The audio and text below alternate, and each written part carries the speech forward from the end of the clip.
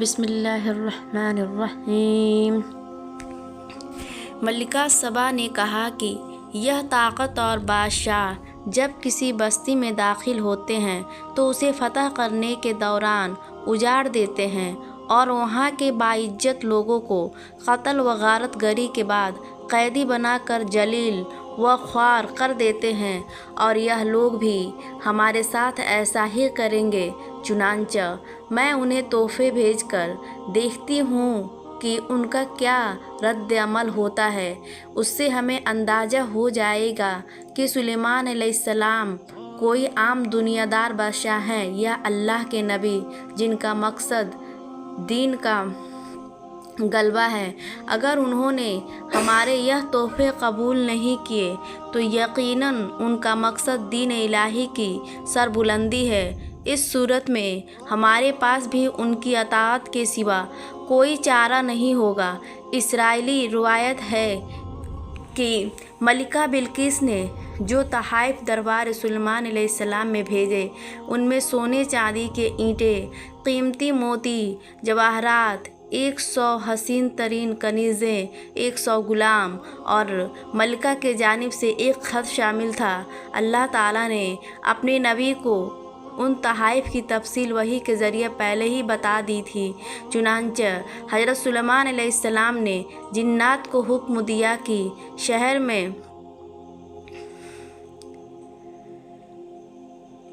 داخل ہونے والے راستے پر سونے چاندی کی اینٹوں کا فرش بچھا دیا جائے اور راستے کے دونوں جانب سونے کے بنے ہوئے عجیب الخلقت جانور کھڑے کر دیے جائیں۔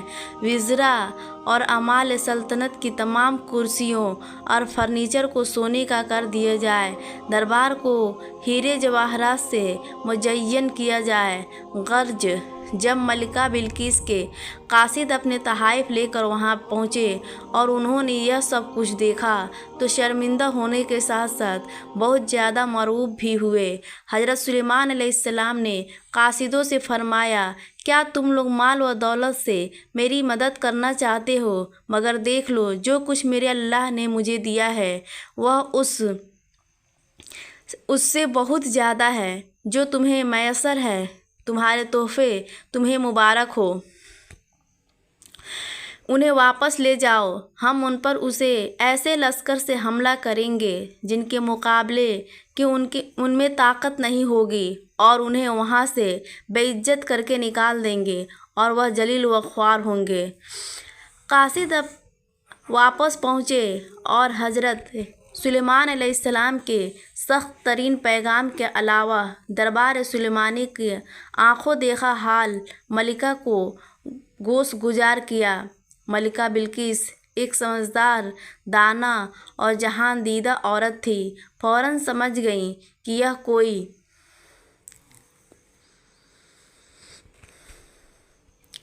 عام بادشاہ نہیں بلکہ واقعی اللہ کے نبی ہیں۔ لہٰذا اپنے ملک کو جنگ و جدل سے بچانے کے لیے انہوں نے بنفس نفیس حضرت سلیمان علیہ السلام کے دربار میں حاضر ہو کر اپنی اطاعت کا یقین دلانے کا فیصلہ کیا، اور ایک دن اپنے مصاحبین کے ایک جماعت کے ساتھ ملک شام کے جانب روانہ ہو گئیں۔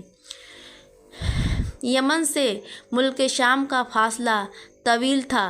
ملکہ ابھی راستے میں ہی تھی کہ اللہ تعالیٰ نے حضرت سلیمان علیہ السلام کو وحی کے ذریعے مطلع فرما دیا کہ ملکہ بلقیس تمہاری فرما برداری بن کر حاضر ہو رہی ہیں۔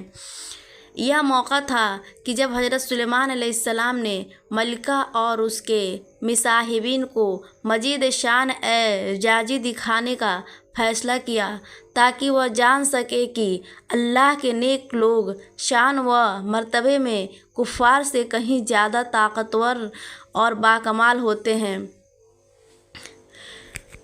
آپ نے فرمایا، اے سرداروں، تم میں سے کوئی ایسا ہے جو ان کے فرمانبردار ہو کر پہنچنے سے پہلے ملکہ کا تخت ہمارے پاس حاضر کر دے؟ جنات میں سے ایک کوئی ہیکل جن نے کہا کہ قبل اس کے آپ اپنی جگہ سے اٹھیں، میں اس تخت کو آپ کے پاس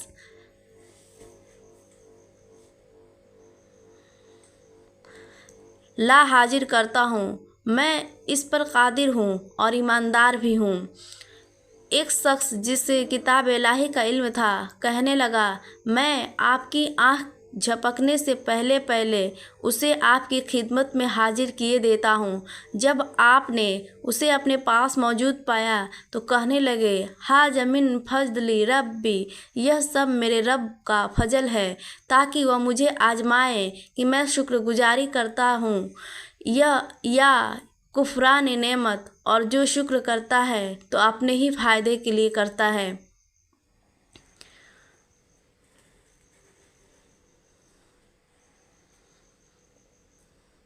وہ اہل کتاب کون تھا اور وہ کتاب کون سی تھی، اور وہ علم کیا تھا جس کے زور پر یہ دعویٰ کیا گیا کہ پلک جھپکتے ہی تخت کو حاضر کر دوں گا، اور ایسا ہی ہوا۔ اس میں مفسرین کے مختلف اقوال ہیں، جبکہ مذکورہ تینوں سوالوں کی پوری حقیقت تو اللہ تعالیٰ ہی جانتا ہے۔ یہاں قرآن کریم کے الفاظ سے جو معلوم ہوتا ہے وہ اتنا ہی ہے کہ وہ کوئی انسان تھا جس کے پاس کتاب الہی کا علم تھا۔ اللہ تعالیٰ نے کرامت اور اعزاز کے طور پر اسے یہ قدرت دے دی کہ وہ پلک جھپکتے ہی لے کر آ گیا۔ کرامت اور معجزہ نام ہی ایسے کاموں کا ہے جو ظاہری اسباب اور امور عادیہ کے ایک سر خلاف ہوں، اور وہ اللہ تعالیٰ کی قدرت و مشیت ہی ہے ظہور پذیر ہوتے ہیں۔ اس لیے نہ شخص قوت قابل تعجب ہے اور نہ ہی اسے علم کا سراغ لگانے کی ضرورت ہے۔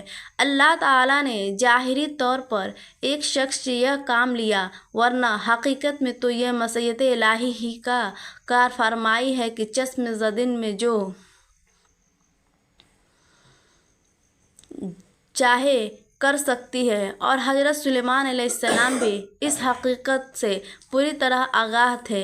یہی وجہ تھی کہ جب انہوں نے تخت کو اپنے سامنے پایا تو اسے فضل ربی سے تعبیر کیا۔ ملکہ سبا کا تخت کون لایا؟ مولانا مفتی محمد شفیع تحریر فرماتے ہیں کہ ملکہ بلقیس کے تمام اموال و دولت میں سے تخت شاہی کا انتخاب شاید اس لیے کیا گیا کہ وہ اس کی سب سے زیادہ محفوظ چیز تھی، جسے 7 محلات شاہی کے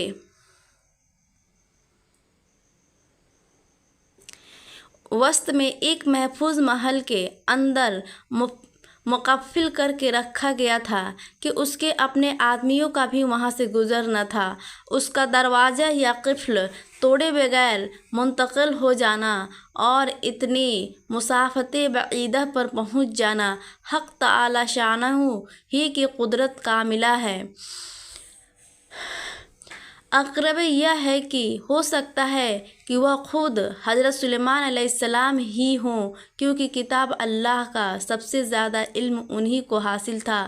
اکثر ائمہ تفسیر، قتادہ وغیرہ سے ابن جریر اور قرطبی نے اس ظہور کا قول قرار دیا ہے کہ یہ شخص حضرت سلیمان علیہ السلام کے احباب میں سے تھا۔ ابن اسحاق نے اس شخص کا نام آصف بن برقیہ بتایا ہے، اور یہ کہ وہ حضرت سلیمان علیہ السلام کا دوست تھا۔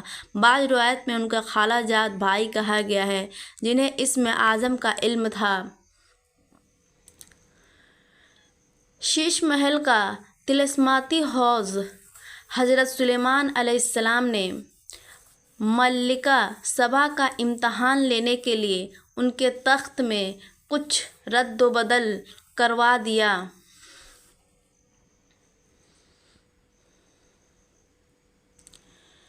جب وہ آئیں تو ان سے پوچھا، کیا تمہارا تخت بھی اسی طرح کا ہے؟ ملکہ نے کہا، یہ تو گویا ہو بہو وہی ہے، اور ہمیں تو پہلے ہی سے معلوم ہو گیا تھا اور ہم فرمانبردار ہو چکے تھے۔ ملکہ بلقیس کے آنے سے پہلے حضرت سلیمان علیہ السلام نے ایک ایسی عجیب و غریب عمارت بنانے کا حکم دیا جس میں نہایت شفاف شیشہ استعمال کیا گیا تھا۔ اس شیش محل کے صحن میں ایک نہایت شاندار حوض بنوایا جس کے بہتے پانی میں مچھلیاں اور دیگر آبی جانور اسے شیشے سے پاٹ دیا گیا۔ شیشہ اس قدر شفاف تھا کہ ظاہری نظر میں کوئی پہچان ہی نہیں سکتا تھا کہ پانی کے اوپر شیشے کا فرش ہے۔ حوض کا محل وقوع ایسا تھا کہ محل کے اندر جانے کے لیے لامحالہ اس پر اسے گزرنا لازم تھا۔ یہ سب کچھ کرنے کا مقصد یہ تھا کہ حضرت سلیمان علیہ السلام چاہتے تھے کہ ملکہ بلقیس کو نبوت کا اعزاز و شان دکھانے کے علاوہ انہیں اپنی عظیم الشان سلطنت کی ظاہری شان و شوکت کی ایک جھلک بھی دکھائی جائے، تاکہ ملکہ کو حضرت سلیمان علیہ السلام کی ظاہری و باطنی شان و شوکت اور دینی و دنیوی جاہ و جلال کا اندازہ ہو جائے۔ نیز اللہ تعالیٰ نے اپنے نبی حضرت سلیمان علیہ السلام کو تاریخ انسانیت میں جو ممتاز مقام عطا فرمایا وہ قوم سبا کی ملکہ عالیہ اور مملکت یمن کے فرمانبردار رواں ہے۔ مشاہدین اپنی آنکھوں سے مشاہدہ کر لیں۔ استقبالیہ تقریب کے اختتام پر حضرت سلیمان علیہ السلام نے ملکہ بلقیس کو محل کے اس مخصوص حصے کی جانب چلنے کا دعوت دی جو جنات کے ذریعے خصوصی طور پر ملکہ کے لیے تیار کروایا گیا تھا۔ ملکہ حضرت سلیمان علیہ السلام کے محل کے طلسم میں کھوئی ہوئی تھیں کہ حضرت سلیمان علیہ السلام نے ان کی اندرونی کیفیت کا اندازہ کرتے ہوئے انہیں ایک بار پھر محل کے اندرونی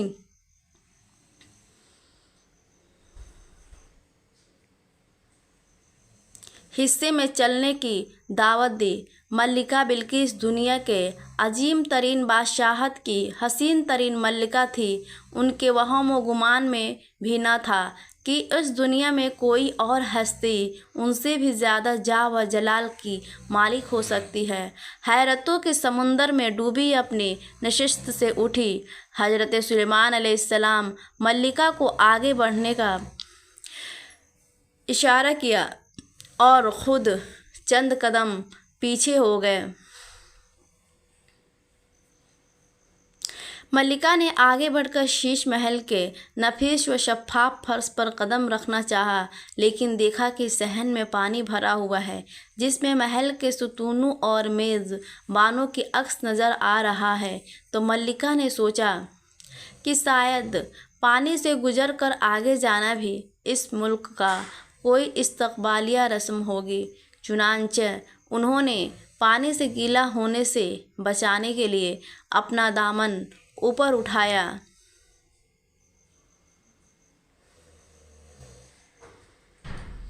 حضرت سلیمان علیہ السلام نے کہا، یہ ایسا محل ہے جس کے نیچے شیشے جڑے ہوئے ہیں۔ وہ بول اٹھیں کہ اے میرے پروردگار، میں خود پر ظلم کرتی رہی ہوں، اب میں سلیمان علیہ السلام کے ساتھ اللہ رب العالمین کے مطیع و فرمانبردار بنتی ہوں۔ یعنی جب ملکہ کو فرش کی حقیقت کا علم ہوا تو اپنی کوتاہی اور غلطی کا بھی احساس ہو گیا اور انہوں نے اپنی کم علمی کا اعتراف کرتے ہوئے مسلمان ہونے کا اعلان کر دیا۔ ملکہ بلقیس کے مسلمان ہونے کے بعد کیا ہوا، قرآن کریم یا کسی مستند حدیث مبارکہ میں اس کی تفصیل نہیں ملتی۔